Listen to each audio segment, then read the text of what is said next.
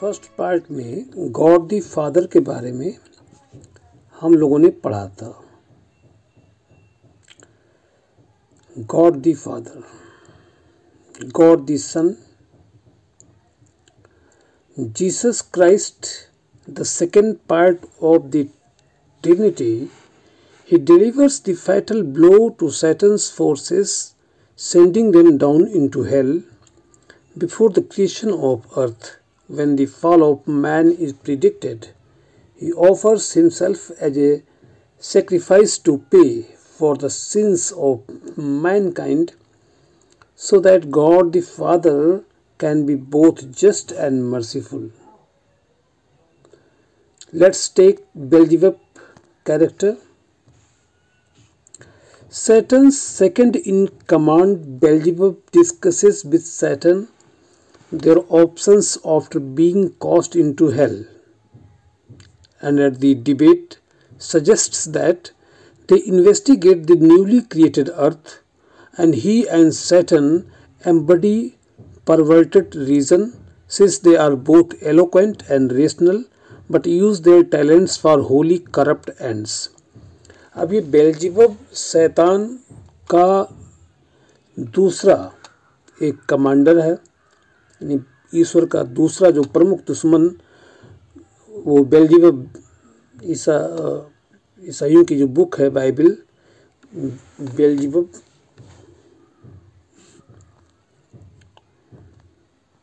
बिलायल, one of the principal devils in hell. Belial argues against further war with heaven, but he does so because he is an embodiment of sloth and inactivity, not for any good reason. His eloquence and learning is great, and he is able to persuade many of the devils with his faulty reasoning. तो यहाँ बिलायल भी एक मतलब शैतानों में एक प्रमुख शैतान है नर्क में, और यह ईश्वर से हमेशा लड़ाई की योजना बनाता रहता है, बहुत बुद्धिमान है। Mammon, a devil known in the Bible as the epitome of wealth. Mammon को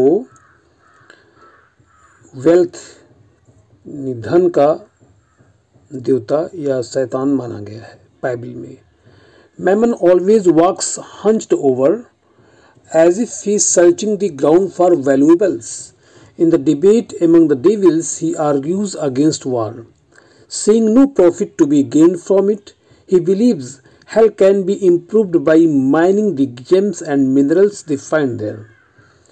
और ये मेमन जो शैतान है, ये हमेशा धन के चाहत में रहता है, और डिबेट में ये शैतानों से कहता है कि भाई देखो, लड़ाई करने से कुछ मिलने वाला है नहीं, और हम लोग इस नर्क को ही सुधार लेते हैं, इसी में खोज करेंगे कहाँ कहाँ धन या जवाहरात मिल सकते हैं. तो लड़ाई के पक्ष में नहीं रहता है. मैमन धन का देवता, धन का शैतान है, बाइबल में इसको बताया गया है. Mulciber, the devil who builds Pandemonium, Satan's palace in hell. Mulciber's character is based on a Greek mythological figure known for being a poor architect, but in Milton's poem, he is one of the most productive and skilled devils in hell. अब जिक्र आता है मुल्सिबर का. ये एक ऐसा शैतान है जिसने पेंडिमोनियम को बनाया था. पेंडिमोनियम नर्क में एक शैतान का राजमहल है, जहाँ राजधानी है शैतानों की. तो मुल्सिबर नहीं, क्वेश्चन आता है हर एक टीजीटी पीजीटी और लेक्चरर के एग्ज़ाम्स में कि पेंडिमोनियम को किसने बनाया था. तो मुल्सिबर ने बनाया था. Point to be noted here. Mulciber's character is based on a Greek mythological figure known for being a poor architect. एक गरीब मुल्सिबर, शैतानों में एक गरीब शैतान. But in Milton's poem he is one of the most productive and skilled devils in hell. Moloch का नंबर आता है. मोलोक कौन है? आ रेस, एक रेस, उतावला, इरेशनल, अतार्किक एंड मर्डरस डेविल, एक खूनी और कतली शैतान है. Moloch argues in Pandemonium that the devils should engage in another full war against God and his servant angels.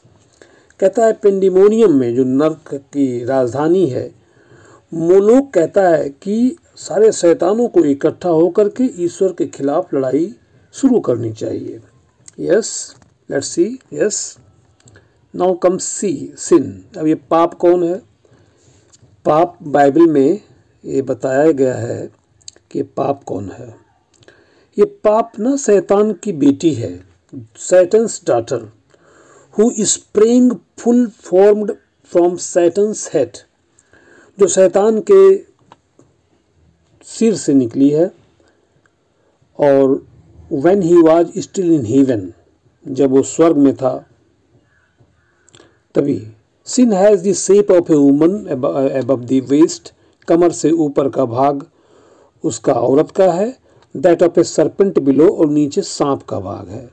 And her middle is ringed about with hello hounds, और उसके बीच में कमर में बहुत सारे कुत्ते, जो नरक में कुत्ते पाए जाते हैं, जैसा कि बयान है।